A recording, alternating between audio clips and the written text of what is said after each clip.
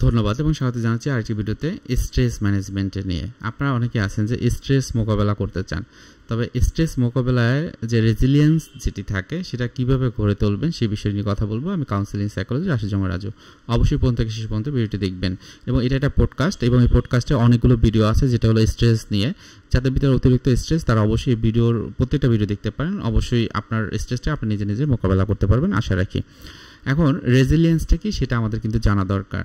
রেজিলিয়েন্সটা হচ্ছে যে আমার ভিতরে গ্রোথ। আপনি দেখেন যে কোথাও একটা অ্যাম্বুলেন্স দেখা গেল বা কোথাও একটা দুঃখের কথা শুনে গেল, কেউ কান্না করবে, কেউ কিন্তু এটাকে কিছুই মনে করবে না। তাহলে যে কান্না করলো তার কি রেজিলিয়েন্স পাওয়ারটা কম? হয়তো বা কম। এবং তার সেটার কারণ কি, তার বিষয়ে যে আত্মবিশ্বাসটা সেটা সে নেই, তার মানসিক চাপ তৈরি হয় দেখে সে কিন্তু এটাকে কান্না করে দিচ্ছে। অতীতের কোনো বিষয় যেটা তার মনে পড়েছে, অ্যাসোসিয়েশন করেছে, তার কারণ হচ্ছে। সো এই যে রেজিলিয়েন্সটা হচ্ছে এখানে যে সে ওই জায়গাটাতে ট্রান্সপারেন্ট থাকবে, স্বতঃস্ফূর্ত থাকবে। এটা হলো রেজিলিয়েন্স। আপনার ফিউচার যে ইমপ্রুভমেন্টের জায়গাটা বা ফিউচার গ্রোথটা কীরকম থাকবে। স্ট্রেস প্রতিরোধের রেজিলিয়েন্স আপনি কীভাবে গড়ে উঠবেন সেটা কিন্তু আপনাকে অবশ্যই জানতে হবে। প্রথমে যেটা আমরা বলি, ইতিবাচক মনোভাব বা পজিটিভ মাইন্ডসেট খুবই গুরুত্বপূর্ণ। এখন পজিটিভ মাইন্ডসেট যখন করতে যাবেন, আপনি যে কোনো ক্ষেত্রে সমস্যা নয়, সমাধানটা কি সেটা খুঁজে বের করবেন। প্রতিটি চ্যালেঞ্জের থেকে কিছু শেখার আছে, সেটা কিভাবে শিখবেন। যখন চ্যালেঞ্জের ভিতর দিয়ে যাবেন সেইখান থেকে কি শিখছেন, নতুন কিছু পেলেন কিনা সেটা আপনি খেয়াল রাখবেন। এরপর যেটা হয়, নিজেকে চিনুন এবং বিশ্বাস রাখুন। আপনি নিজেকে যদি না চিনতে পারেন, নিজের ভিতরে যদি সীমাবদ্ধতা থাকে, নিজের ভিতরে যদি একটা হিন্ডারেন্স থাকে, হ্যাঁ, যে শক্তির জায়গাগুলো আপনি বুঝছেন না যে আপনার পাওয়ার আছে কোথায় আছে, আপনার মনের পাওয়ারটা, তাহলে কি হবে, আপনি কিন্তু রেজিলিয়েন্সটা আপনি বুঝতে পারবেন না। আপনার আত্মবিশ্বাস বাড়ানোর জন্য ছোট ছোট যে জায়গাগুলো আছে যেখানে আপনি কাজ করতে পারবেন, সেখানে সেই কাজগুলো করতে পারেন। যে কাজটা আপনি সফল হয়েছে সেটাকে স্বীকৃতি দিতে পারেন। এরপর যেটা হয় যে সোশ্যাল সাপোর্ট, এটা খুবই গুরুত্বপূর্ণ।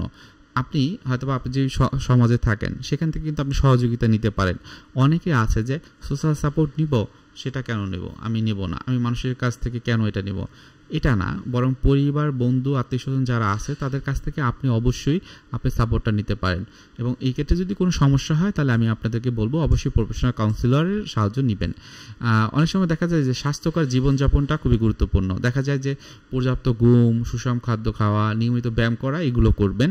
এছাড়াও যদি এরকম হয় যে আপনি ধূমপান বা অ্যালকোহল অনেক পরিমাণে নিচ্ছেন বা অস্বাস্থ্যকর হয়ে যাচ্ছে সব কিছু, তাহলে এই অভ্যাসটা দূর করতে হবে।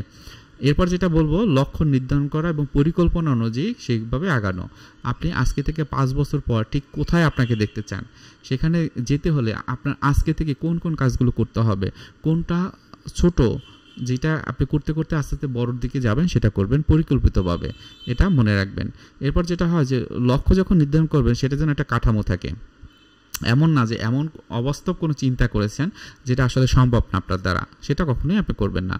এরপর সর্বশেষ যে বিষয়টি সেটা হলো মাইন্ডফুলনেস মেডিটেশন। আপনারা অনেক জানেন, এই নিয়ে অনেকগুলো ভিডিও আছে। সো অবশ্যই এই যে মেডিটেশনের যে ধরনগুলো আছে, প্রতিদিন অন্তত 10 থেকে 15 মিনিট আপনার বাসাতে চেষ্টা করবেন মেডিটেশন করার জন্য।